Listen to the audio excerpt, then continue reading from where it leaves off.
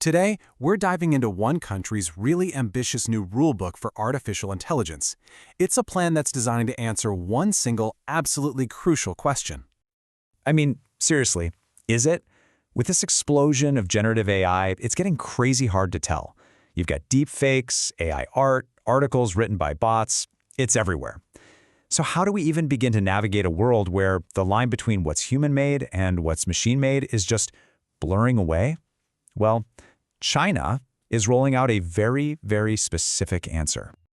Mark your calendars for September 1st, 2025. On that day, a new law, officially called the Measures for the Identification of Artificial Intelligence-Generated Content, is going to come into effect. And look, this isn't just a friendly suggestion. It's a full-blown, comprehensive rulebook for how all AI content has to be identified for hundreds of millions of people online. So, how are they actually going to pull this off? Well, the entire system is built on a pretty simple but really powerful idea. Every single piece of AI content is going to get one of two different kinds of labels. First things first, what exactly are we labeling here? According to the regulation, the law covers pretty much everything. We're talking text, images, audio, video, even entire virtual scenes. If an AI had a hand in creating it or mashing it together, it falls under this definition. The scope is just incredibly broad. So the law splits labeling into two really clever categories. First, you've got your explicit labels. These are the ones you can actually see or hear. Think of it like a made with AI tag on a picture or a quick little audio announcement before an AI-generated clip. Then you've got the implicit labels. Now these are sneaky. They're hidden in the file's data, like a digital watermark. It's like a digital fingerprint that travels with the file, even when you can't see it. Okay, so who's on the hook for adding all these labels? Well, the regulation sets up a kind of chain of command, and it starts right at the source, with the companies and developers who are actually making these AI tools. And this part is crucial. The AI service providers must add these visible labels, and the law leaves zero room for interpretation. If it's text, there has to be a written notice. If it's audio, you need a voice prompt. For video, a notice has to be on the screen. The goal here isn't just to label it, it's to make it almost impossible for you to miss it. But what happens when that content gets uploaded to, say, social media or a video site? That's where the next layer of this whole thing kicks in, the platforms themselves. This is where the platforms have to act as a safety net.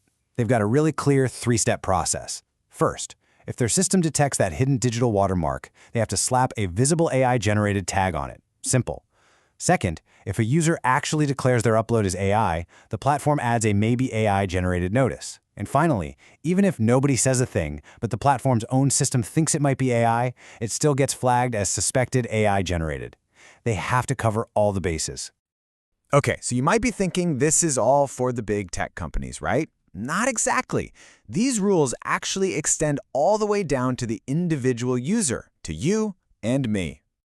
As a user, the law is crystal clear. You have to declare if your post was made with AI, and you have to use the tools the platform gives you to label it. And this part is huge. It is explicitly illegal to try and remove, fake, or hide these AI labels. You can't just scrub the digital watermark or Photoshop out that visible tag. That's a big no-no. So the goal here is obviously total transparency, right? But buried deep in the rules, there is a very, very interesting little exception to all of this. And it all comes down to this number, 6 months. What in the world could that possibly refer to? Okay, so get this. A user can actually request unlabeled AI content from a service. You can ask for an image without the Made with AI watermark on it. But, and this is a big but, the AI company is required by law to keep a log of who you are and what you requested for at least 6 months. So sure, you can get the unlabeled stuff, but there's a paper trail. So, what's the big idea behind all of this? Well, the regulation itself states the purpose very clearly.